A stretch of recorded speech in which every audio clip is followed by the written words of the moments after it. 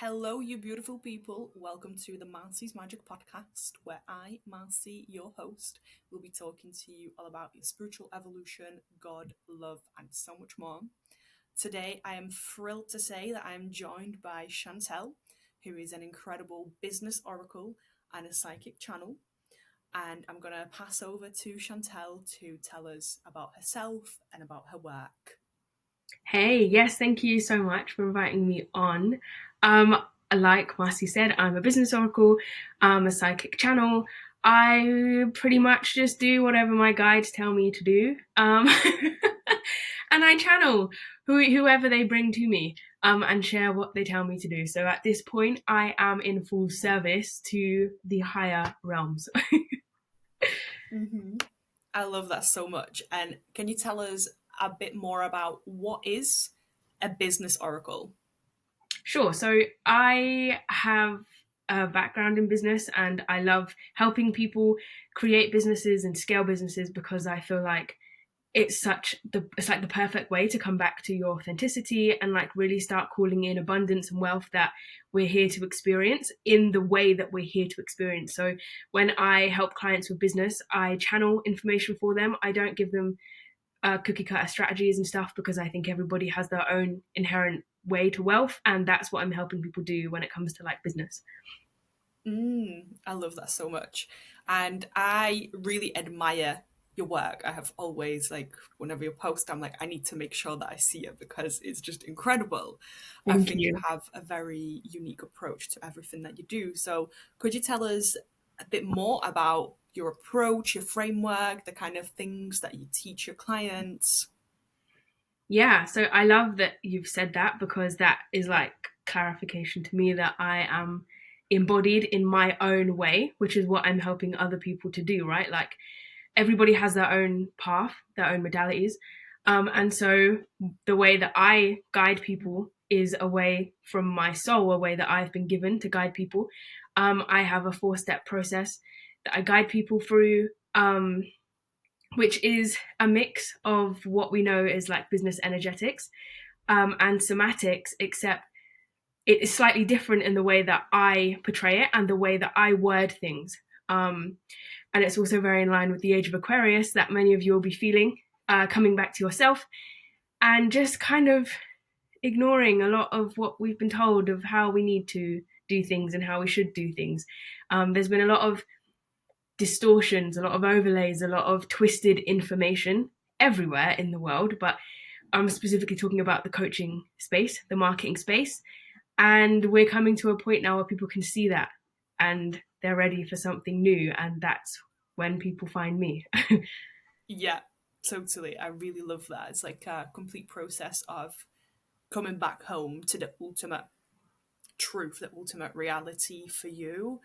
Um, and I really echo everything that you've said because I myself feel just complete repulsion towards the coaching industry. Mm-hmm. In August, I had this great awakening that it was literally just like, bam, it came in like so fast, so forceful that like I can't do this anymore Mm-hmm. because I was a business coach for a few months, and then I was just, and then yeah, the clarity came, and it was like, yeah, you can't do this. You need to go back to your roots and be a spiritual teacher, and yeah, I really feel that, and I know that this also wasn't always the case for yourself. So, what would you be advising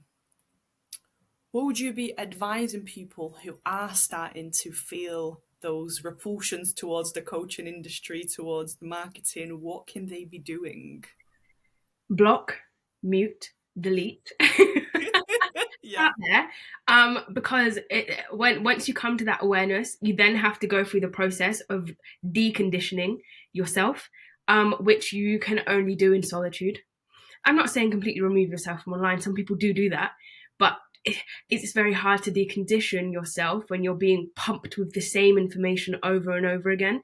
So when that happened for me, and when I just started to feel, like you said, repulsed, and like it was like blinders were taken off, and I could see certain people that I was following, people that I was engaging with and like investing in, So just like a light bulb moment happened. The rose tinted glasses came off, and I was like, oh, oh. And it's not that these people are bad. They're not bad people. There's nothing wrong with them. That's their path. But I had been sucked into everybody else's way, and it just took me further and further away from what I was actually here to do. So mute them, mute the accounts if you don't want to block them or unfollow them, and then just sit with yourself and really start questioning, like, what do you actually want to do aside from how everybody else is doing it? Because a lot of people get caught in, it's normal. I need to have content that speaks to so and so, and then I need to market to these pain points, and then I need to create activation content. I don't talk about that because, like, if that's what you want to do, and I know from your soul you're like, I just really want to activate people, fine, let's go down that path. But if you're like, I literally hate making content, I hate it, then I'm like, then why are you making it? If you have aversion to something in your business that's telling you it's not aligned, stop forcing it. It's not going to work. Specifically now, if it is not in alignment with your highest good and it's not in alignment with your path, you are not going to get results. This is what a lot of people are butting heads with at the moment, because we're taught how we should do things, but that's just not what you're here to do. It's not how you're supposed to do it. So if you don't feel called to do it, just stop and come back to yourself and ask, how would I actually love to serve? How would I actually love to run my business? Do you even want to be online? Because if you don't, then maybe you're just not supposed to be online right now. That's fine. There are so many other ways we block ourselves off to abundance and receiving because we're so hyper focused on the things that are not meant for us. When if you're not supposed to be online, you better believe that there's 1,000 other ways that you can build a business offline. But you're not seeing it. You're not seeing it because you're too hyper focused on the things that you don't want to do. Mm-hmm. I love all of that because I feel like it's so easy to get sucked into it, especially when you're consuming a lot. And there's people that you're seeing online who are receiving the same results that you're desiring. It immediately puts them on a pedestal where you're like, Mm-hmm. okay, well, they're telling me that I need to follow step 1, 2, 3, and 4. Almost forgot how to count then. In order to get these results. So immediately we follow them, and that disconnects from what we want to be doing, and it's just so easy done. So easily done. I forgot where I was going. Where I was going with this. I feel like everything is just So my brain's just gone completely blank here. I feel like what you've just said really kind of confirms again what I've been receiving about the savior and victim consciousness that's been playing out in the coaching space, right? Because we see people as a savior. They're going to save me. They're going to save my business. They've got all of the things that I need. And then we fall into victim mode and we just play out the same complex until eventually you're left with nothing but yourself. And you realize, actually, I'm the only one that could save me and my business. And it's funny because a lot of people have already gone through that externally. You've already gone through that with other people. You've already realized that nobody else is going to save you, but yet here we are in the coaching space waiting for someone to save our business. Like, it doesn't work like that. It's going to come from you. That just gave me shivers. Because I feel like when you do put people on a pedestal, you are giving your power away to them. And you're like, no, you have the answers that I need. And it almost gets you stuck in this constant loop of the before. Mm-hmm. You're always in there. I need to work on X, Y, and Z. I need to change my mindset in order to get it. And now I see it. Mm-hmm. And it really makes me laugh. Yeah. Because mindset is just one level of things. Like it goes so much deeper as you'll know.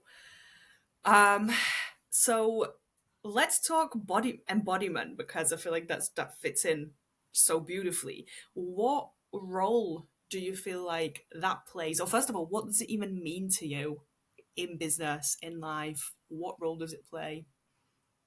Yeah. So embodiment to me is like becoming something, becoming embodied or becoming aligned with whatever it is that you're calling in. But again, there's so many uh, layers of perception to this because I think it's quite common when people talk about embodiment. Oh, I'm just going to become the thing. I'm just going to become the version of me who. And like, yeah, but Yeah, but because it's like it's such a nuanced thing, because sure, you can become the woman who has a six-figure business, but are you forcing that? Because there's a difference between a facade and embodiment, and I feel like that's been very missed with the common understanding of what we have of embodiment now. Because you cannot facade your energy, you cannot facade who you are, and when we're trying to be the person who, you're placing facades and layers in front of you, because that's not who you actually are. That's not who you are. And I'm not saying that you're not a six-figure entrepreneur, because you are in a reality that you're working towards. But by trying to place this facade of being that version of you, you're putting layers of things that you are not in front of you, when actually you could just tap into the frequency of who you are in that reality, and then actually align with that reality, instead of trying to put layers of different personalities in front of you and facade your embodiment. You cannot facade your energy. It doesn't work like that anymore. For some people, it does work. It does work for some people. But people listen to this podcast, and for people who are really in service to soul, that is not going to work for you. Yeah, totally. And what I do think about the instances where it does work is it's never built on a solid ground, therefore it's not built to last. Mm-hmm. And Absolutely. what I've noticed is I've seen a real increase in people actually reducing the prices, because what they've realized is the coaching industry, I'm getting shivers in saying this, has really pushed it down them that, they need that having your own business means that you should desire to be rich, to have this money, to do the least and receive the most. And for some people that is absolutely their reality. But I feel that when you constantly consume these kind of results that people are promising you they're going to deliver to you from their investments, of course it appeals to you. Because Mm-hmm. when someone's telling you, hey, you're going to make six figures after this investment, or like my clients are receiving six figures after investing in this, it appeals to you because you're like, well, yeah, I desire financial safety. So I've noticed um, with the people that I've been interacting that people do adapt these desires as their own through consumption Mm-hmm. of just of people and their own ways of doing business. But actually through the process of starting to really come back home to themselves, I've seen a lot of people notice that, you know what, yes, of course they desire that financial safety, they want to be of service, they want to do everything that they're doing, and they want to continue expanding, but they don't actually desire to be filthy rich, and that they were just forcing themselves towards reaching that space without it coming from like an authentic desire. Mm-hmm. Yeah, exactly. And that goes back to what we said at the very beginning, right? Of like tapping out. You need to tap out to come back to what you truly want.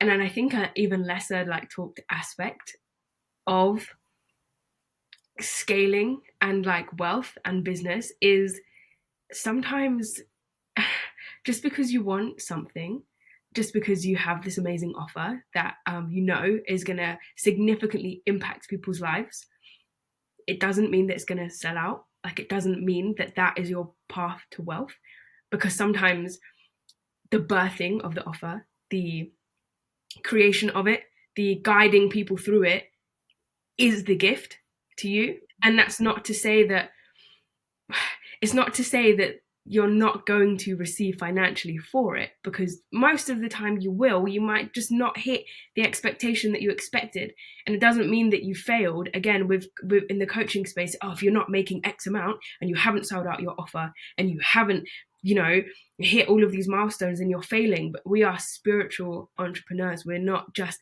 yes, we're here to co-create abundance and wealth, but it's not always in the way that you think that it's going to happen.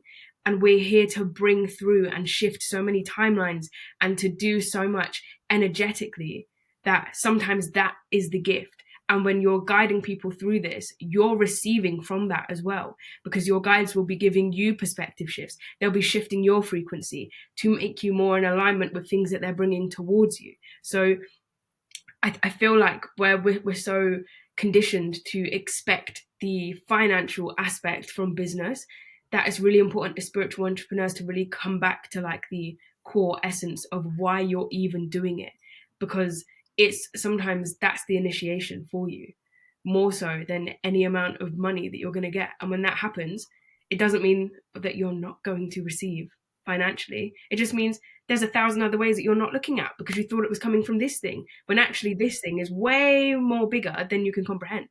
So ask them to open you up to other ways to receive this abundance.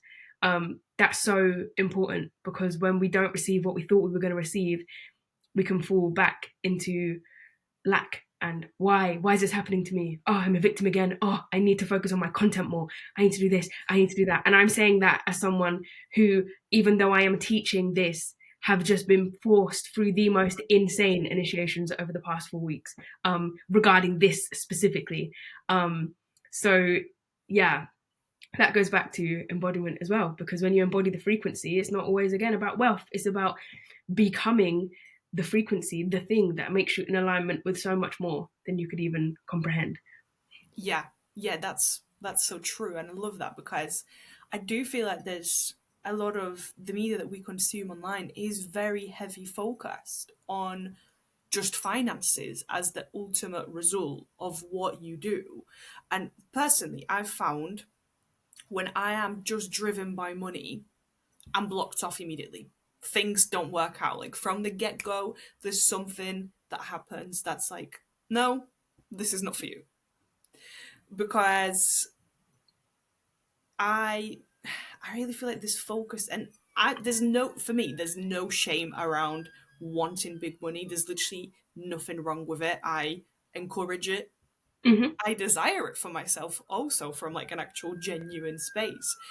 But I feel that when we're so heavily focused on money, exactly like you said, we're sort of blocking ourselves from receiving abundance in other ways. And I feel that that really can really disconnect us from the service that we're delivering. Because if our only outcome is to receive as opposed to give, we can fall that into the lack frequency and actually disconnect from our purpose and what we're actually meant to be doing.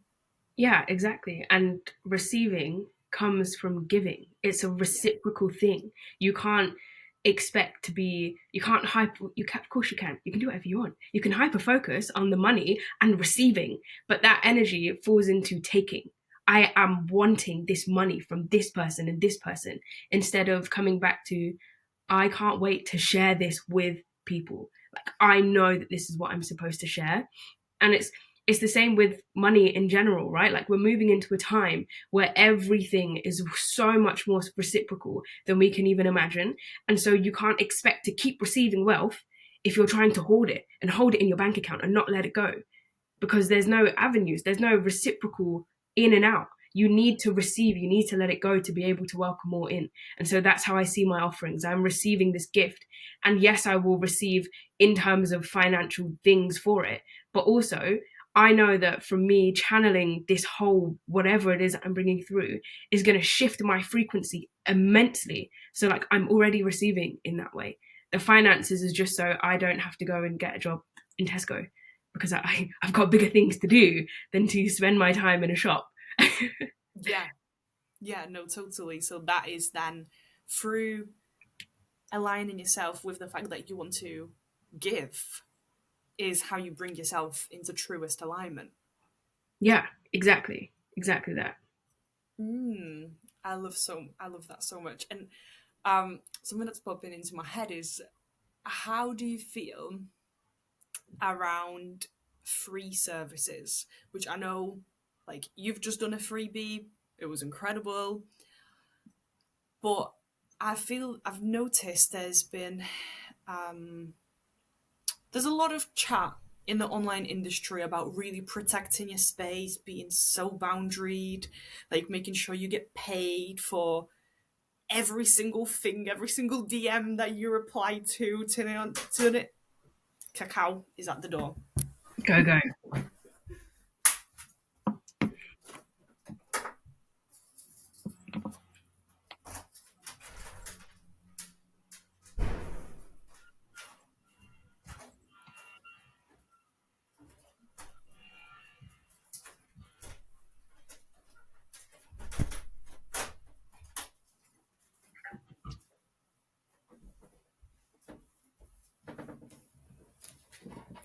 I knew that was going to happen. I couldn't even check the time they were arriving, but You got it, yep, at least.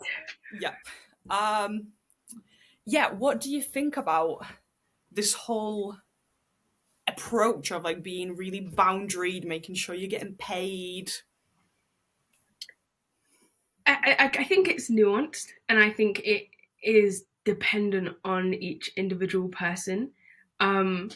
Because I know, speaking from my perspective, I know that it's time to retract from giving so much when I start to feel a form of resentment from me over giving. When I feel like I'm over giving, I know it's time for me to kind of step back, and I don't then go, I'm giving too much, I'm putting my prices up, I'm doing this, I'm doing that.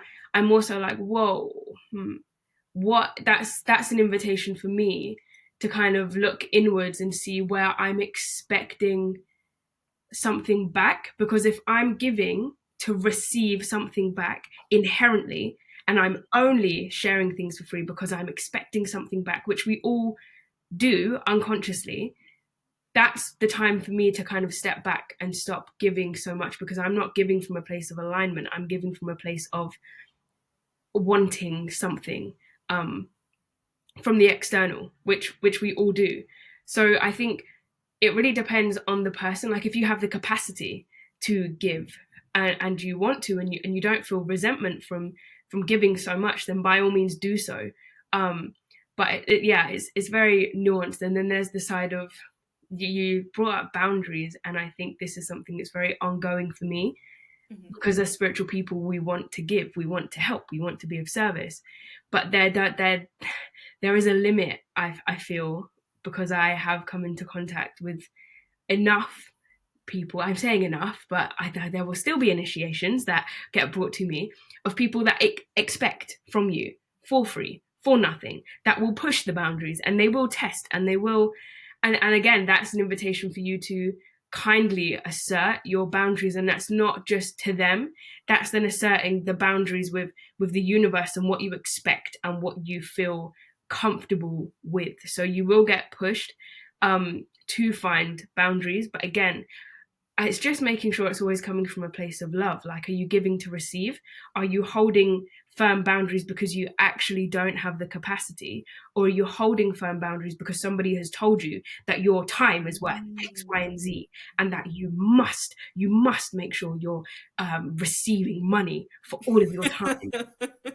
Like that's just, yeah, it's up to everyone to tap in and really see why you're giving or why you're holding the boundaries. But yeah, boundaries are important when you're doing this work, specifically when you're doing energy work, because there are many people that can see your light, they can see your frequency, most of the time subconsciously, and they will flock towards you. And if you do not put up enough spiritual boundaries, then you will find yourself quite depleted, or worse. Yeah, and that must be such an interesting journey to go through. And I'm saying it must be because I personally have always been very within my energy and very aware of my energy in terms of what I'm giving and why I'm giving. So boundaries were never an issue for me, but I see how that must be quite a roller coaster for a lot of people to experience that, having to, you know, maybe see yourself as a very empathic and caring person to then realizing, like, actually, I'm just giving all my power away Mm-hmm. for nothing and it's not even appreciated, to then have to decondition from even your own perception of yourself and how you help others. Yeah, exactly. And most of the time, these patterns started way before business, right? Like the victim and savior complex, the overgiving, the oversharing, the doing the most and receiving the least, are patterns that you're just going to be pushed through again when it comes to business, to keep alleviating and to keep moving through and keep releasing the layers of things that you've accumulated that have kept you stuck in those patterns. So if you want to rapidly ascend then start a business, because you will be forced Oh yeah. to realize and move through the depths of your psyche, your subconscious, and yeah, start releasing it all and shifting it. Mm-hmm. And what would you say to someone who's currently going through these initiations and this experience of trying to find like the balance between giving and receiving and making sure that the giving is coming from an actual place of love and boundaries? Keep it moving. That's all you can do. Like, you have to just keep moving with it and seeing everything as just a phase. Um, and almost just play with the energy whenever you feel like you've fallen back into the pattern, or whenever you're feeling resentment again. Just stay curious and stay open. Don't judge yourself for it. Don't feel like you have gone backwards and that you're failing. It's just something that's coming up again for you to shift the perspective on again. Um, Healing or ascending is not linear. It's something you're going to keep cycling back to things again and again, and you're not taking steps backwards. You're just having another perspective shift. So the more that you can stay curious with things that are happening internally, results that you're getting, just stay curious and play with it. Play with offers, play with how you sell, and play with business. The more that you play with the energy, the quicker the density will start to shift. It's when we hyper focus on the density and we start taking things a bit too seriously that we can find ourselves getting stuck in the patterns or the cycles. That's so true, actually, because too often you see people really assigning a lot of meaning and depth towards an experience. Whereas, actually, if we see them as fleeting experiences, this is something that I try to teach every single person that I speak to, client or not client. It's like, actually, these are all just experiences. They don't have to mean anything. By all Mm-hmm. means, yes, notice, observe, and if something feels a bit off about it, do sit with it, maybe journal, meditate, whatever, but it doesn't have to reflect anything about your healing. Like, what if it is just an experience that wants to be seen and heard, and then it goes? Mm-hmm. Yeah, and I feel like the wellness and healing industry has a lot to answer for when it comes to that, because we have almost been like conditioned to think that I need to heal. Oh, something's coming up again. Let me just sit with it and process this for 4 days and then wait and see. Let me do all of these different modalities on this one thing, instead of actually, this is why I do somatics and nervous system work, because actually, when an experience comes up, if you can just sit with it and be present and allow it to move through your body, listen to the stories that it has to share, tap in, and then thank it and release it, you will move through these things at light speed, instead of feeling like you need to journal for 4 days or 6 weeks about the same thing. Just these patterns live in your body. If you allow them to move through your body as and when they come up, they will shift exponentially. We don't need to be on the healing wheel. Healing doesn't make you any more worthy. You're already inherently worthy of everything that you're asking for. You don't need to heal anymore to have any of it. It's a like a complex and overlay that's been placed over reality to keep us looping in things and feeling like we are unworthy and we're undeserving, when you're already inherently worthy, even if you have not even started on your healing journey. It doesn't make you any less worthy than someone who has. It doesn't make you any less capable of having anything that you're asking for. We are created inherently worthy. And I feel like the healing, it has its place. Of course, therapy is amazing. There are so many different healing modalities that do help people. I just think we now need to be more conscious of the consumption of these things and the feeling like we need to heal. Um, because we don't need to stay on the healing wheel before we start anything. You can just do the thing and you are already capable of receiving everything. Wow, shivers, multiple shivers as you were saying that. And I couldn't agree more, because everything that you've just said, it is exactly what keeps you in that before. Mm-hmm. Like, you're Yeah, exactly. always some project, but you're not a project. You're already, exactly like you said, inherently worthy. And your purpose is not to heal. Like, yes, you are meant to evolve, your soul is meant to evolve, but your whole life purpose is not about healing. You're meant to experience everything else on top of what, whatever you're trying to heal and everything. And um something that I've noticed is I feel that this idea of healing can often become a crutch for people because it keeps us safe. Because if all you know is the healing, and let's say you're trying to release a certain trauma, you're already familiar with the trauma. So if you keep yourself focused on the fact that, okay, I need to heal from this, it does actually deter the healing because you're staying in what's comfortable as opposed to trying to think outside the box or allow yourself to focus on something different, at least from time to time. So it can almost, so healing in itself as a goal can almost become a crutch in itself. Yeah, exactly. You take on the identity of someone that needs to be healed. You take on the identity of someone who is broken, who is not worthy. And it just keeps you stuck and looping. And I think, like you said, it's a safety mechanism because once you identify with the trauma, you can give yourself permission to stay in the trauma and not allow yourself or give yourself the permission to exist outside of that and to really live a life of fulfillment outside of trauma or outside of needing to heal, which is why I love somatic work and somatic therapy so much because it takes you out of the mind and it brings you back to the body and actually gives you the space and the capacity to release these things on like a genetic level. I would say it comes straight from your DNA. It's like it's shifted out of the body, and from experience with other people around somatic therapy, it's quite terrifying for people to do. I've recommended it to a number of people, and yet their incessant need to identify with the trauma prevents them from stepping into somatic therapy because they know that that's going to shift them out of it. And yet they don't, that subconsciously, they don't want to not identify with that. So they stay in talk therapy to keep replaying the loop again, mentally and mentally and mentally. When it very rarely does it shift anything. You just ruminate on the fact and you talk about it and you leave and you go back and you bring it up again and you talk about it.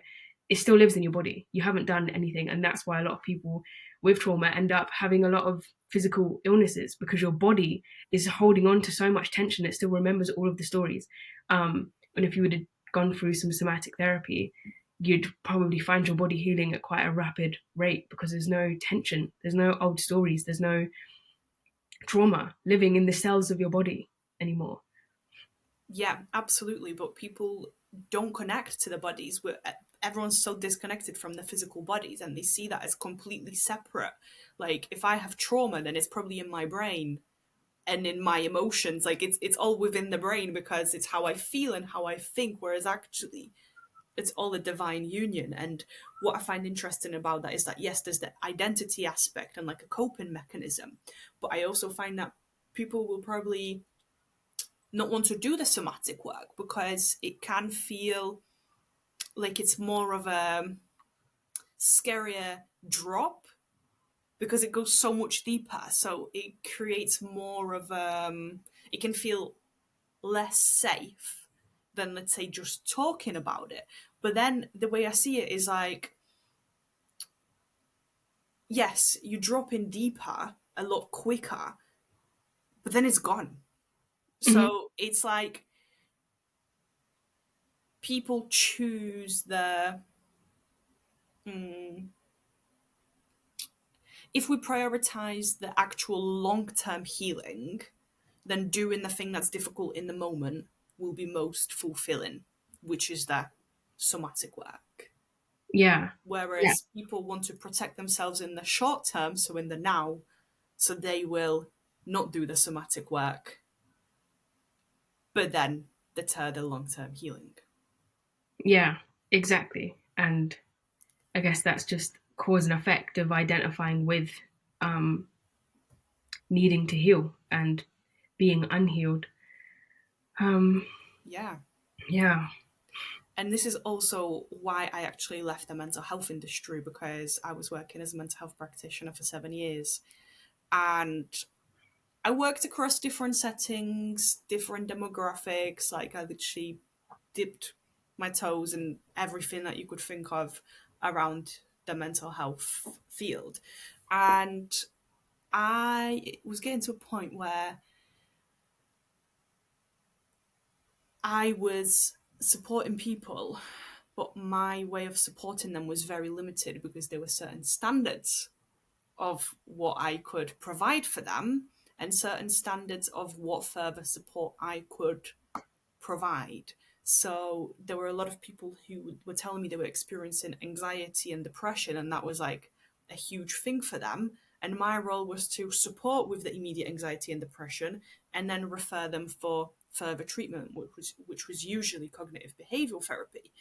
And I'm like, yes, that will give you the tools, but actually, what you're telling me is that you've had like 50 years of stress, marriage problems, childhood trauma, all of this, and you're telling me that your anxiety and depression is just coming from your workplace stress. Like, oh my god, like this is just the workplace stress is just the tip of the iceberg. So that's why I had to leave, because I was like, this modality that I'm being asked to use is so limited and it keeps people stuck. Mm-hmm. So I was like, I need to do it my way. So that's when I quit and launched my business. Yeah, yeah. I love that you have a background in that and like the awareness. And like the push, that's like the push that you need to think I need to do something differently here. And my different cannot exist in that space. Um, but I love that you've brought that up because it's very fitting with the time that we're moving through, like literally right now, we're in the middle of it. Um, as we're moving through this new year, there's a lot of what I've been told is the Arcturian gateway, where this is why there's a lot of people now that are realizing, I don't really resonate with Reiki, and I don't really resonate with manifestation. I don't know what I am, but I know that I'm here to do something, but I just don't resonate with all of these terminologies and these modalities that everyone else is doing. As we're moving through the Arcturian gateway, the Arcturians are known for technology. And when I say technology, I mean spiritual technology. The way that we heal, the way that we channel, the way that we manipulate energy and manifest and build worlds. From now to March, and obviously forever as we continue moving now, but we are all receiving a lot of guidance and downloads as to what we're actually here to do and the shifts that we're here to create. And we're realizing that life is very limiting, even in the spiritual world. There's been a lot of limits have been placed on people. You have to be certified in level 1, 2 to 17 of Reiki before you can put your hands on anyone, because you are not inherently able to heal until I have initiated you. Yeah. Like, no, no, no, no, no. Sure, fine. I'm not. I've got nothing against Reiki. I just think it's very limiting. And again, like we're told that if you want to be a coach, then go and get your certificate and go and do this. The best guides, the best. They're saying that's not really the right term. The most impactful guides will be or are the ones that are sharing their embodiment with people, that are holding the space. It's not about what certificates you've got or how many levels of initiation, how many levels of forced initiations that you've been through. Because if you actually just allowed your soul to guide you through the initiations, to lead you towards the embodiment, you would be able to hold so much more space. You would be able to share so much of your authenticity. You would be able to call in and merge so many different modalities that you would not even have a name for, because there's no name for it. It is yours. It is what you have birthed, and it's the way that you help people specifically. That's why a lot of people have been realizing this. I know there'll be people listening to this that feel like that. I've seen so much of it online, and this is also sparking the revolution we're seeing in the coaching space, in the marketing space, where people are realizing that things are just not for them, because we are breaking so many limits of what we've been told we have to do, because we're limitless. Our consciousness is limitless. It's unfathomable how much we can experience. So the next few years are really about breaking the chains of limits, internally, externally. And yeah, there'll be a lot of things that start to fall away as people start to realize this. But a lot of amazing things being built because they're being built on the foundations of limitlessness. Mm. Yeah, sorry, I sidetracked, but No, I love it. Like, honestly, I wanted to laugh because I relate to it so much. It's really funny because I did my I'm a Reiki practitioner, right? And I have been working with Reiki also for the last 7 years. And it's something that I will always recommend to everyone because I do think it's just such a nice energy to relax to. mm-hmm, And it is something that started my spiritual journey. And I knew that one day I was going to have my business and that I was going to be delivering Reiki. But I mm-hmm. was like, oh, it's been years. I've been working with Reiki for years, but I just don't have the qualification. So I was like, well, I need the qualification. So I went and did my level 1. And it was it was fine. I didn't learn anything. I didn't really feel like I went through any kind of initiations because I've already been using it for 5 years.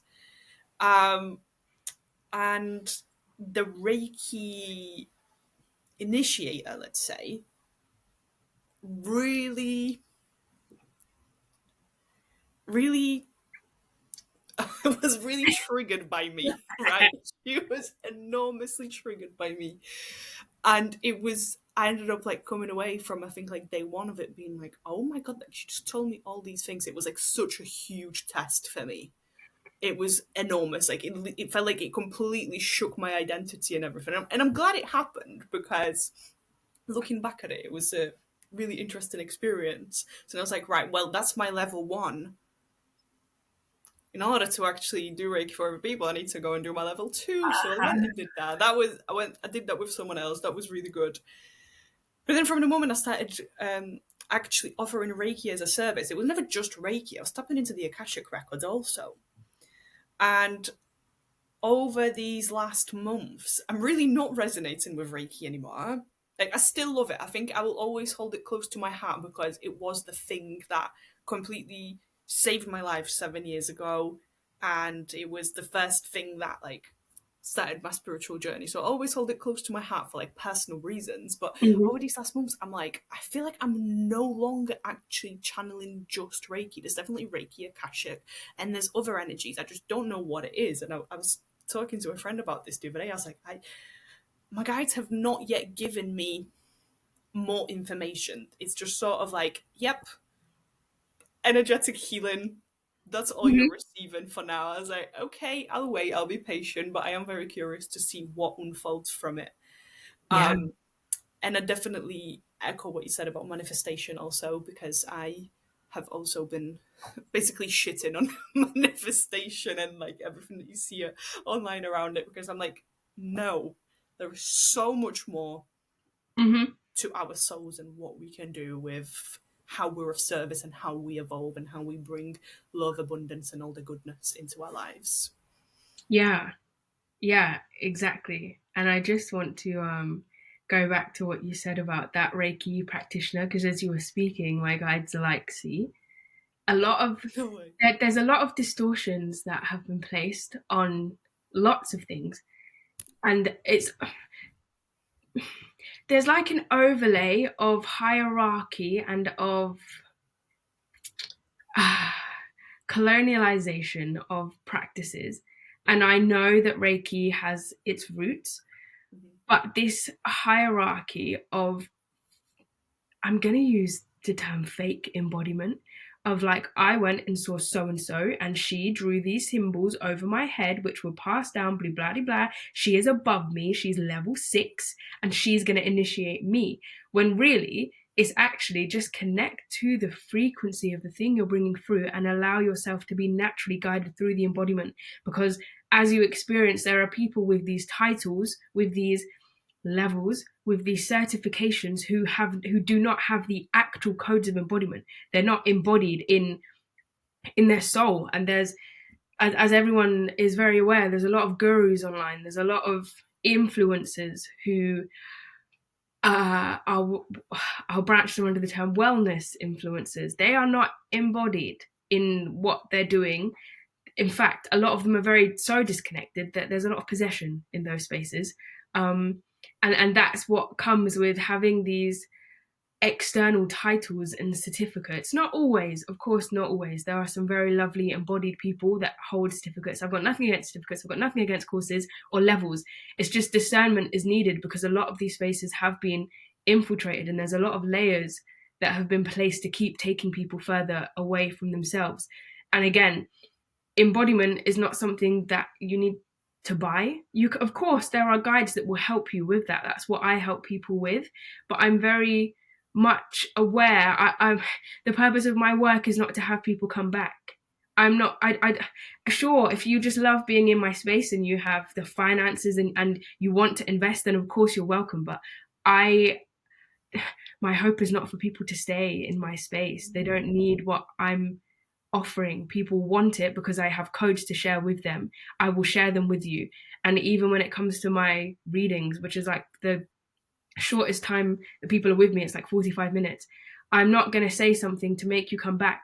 If you need help with a practice, then I'm going to channel a practice that you can go and take and do, because I'm not a healer. I'm not healing you. I'm trying to empower you to go and do it yourself so that you have the tools and the space and the capacity to continually heal or continually grow and expand and then go and share that with other people. I'm not here to keep people on a wheel of investment. I wholly disagree with those practices of scaling and keeping people retained in your business and no. Do you know how many people there are in the world? No, I'm not trying to hook people in. I don't want client retention. Thank you. That means I'm failing. If I have insane client retention, I'm not doing my job. That's not what I'm supposed to do. That is so beautiful, and I love that. And it's because you're coming from a very authentic place. And when you said that you don't want people coming back to you, that just felt so nice and warm in my heart chakra. Like I was like, oh my god, Love like that. this, like I really felt it coming from your heart. I was like, yes, that is incredible work. So for anyone listening who's like, oh my god, I love this energy, you will have to check out Chantelle's work. But I do also want to add another thing, what you're saying about, like, these certifications and people drawing people in, and it's dangerous when people are not embodied in that. And Mm-hmm. I've noticed a rise in like activations, kundalini activations, light language activations. I have such an issue with it because something shivers, whole body shivers. Literally. Kundalini, it's so fucking powerful. You should not be going around activating kundalini in people. Yeah, I mean, I feel like we could talk for hours on this because a lot of the people that are looking for this help do not have the layers of understanding and embodiment. And again, it's not from like a hierarchy of I know more or we know more. Like we only know these things because of the things that we've experienced.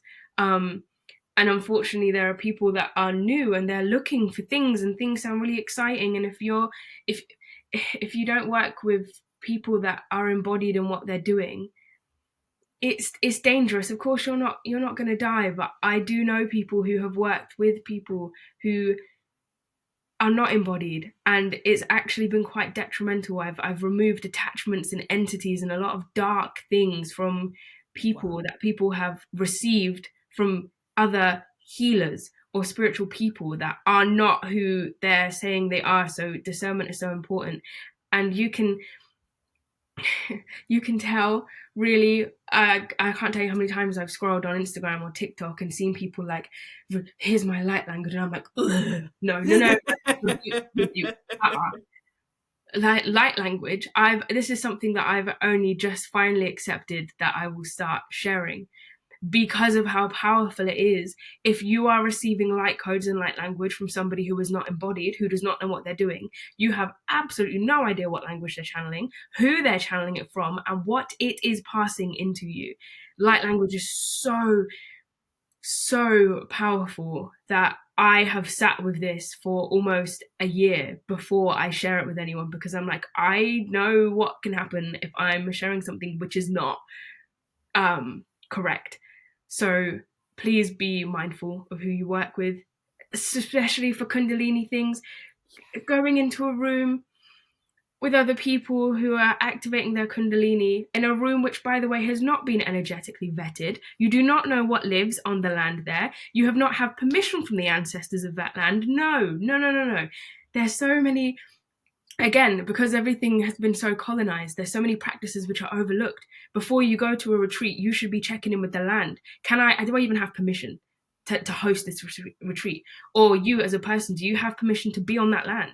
What is the person like who is there? We so forget that the land is alive, that the ancestors of the land are very prominent on land. And that's why some people will experience, when they go on holiday or when they go away or when they go to retreat, something always goes wrong because you have not checked in with the land. I'm like, do I have permission to be here? Because we forget, but that's the practice that we should all be doing before we, foragers, before they forage, they check, is there enough of this here? Is this plentiful enough for me to take some and for it not to have an impact? We don't go and pillage the trees because it's not, where's the reciprocity? And the land is alive as well. The energy is very real. So it's best practice to be checking in with people's energy before you invest in them, with the land before you visit, with the trees before you take the leaves. Everything is alive, and the more that you tap into that and the more that you really come back to that reciprocity, the more abundance in every single form you will start attracting, because you will be living in co-creation with the land that you live on, with the earth, not just trying to take things all the time. Wow, that is so beautiful. And I really do feel like we could just continue this conversation for the next hours, because I still have a lot to say, but I feel like we should wrap up here.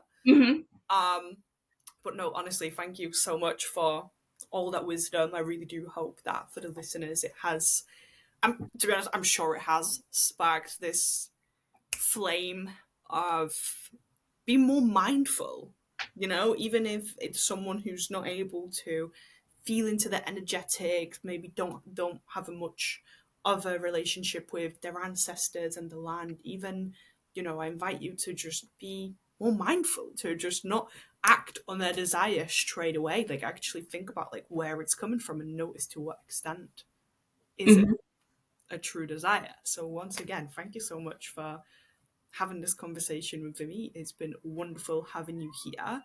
And just before we wrap up, is there, can you tell us about where we can find you? How can we work with you? Sure. Thank you so much for having me on. I have loved it. You can find me on Instagram or Threads at embodied, embodYC. And yeah, you can just tap in with my energy and see. I offer readings after clearings. I have some group things coming up, but you can find all the information on my socials if you feel called to do so. Amazing. Thank you so much and take care. Yes, you too. Thank you.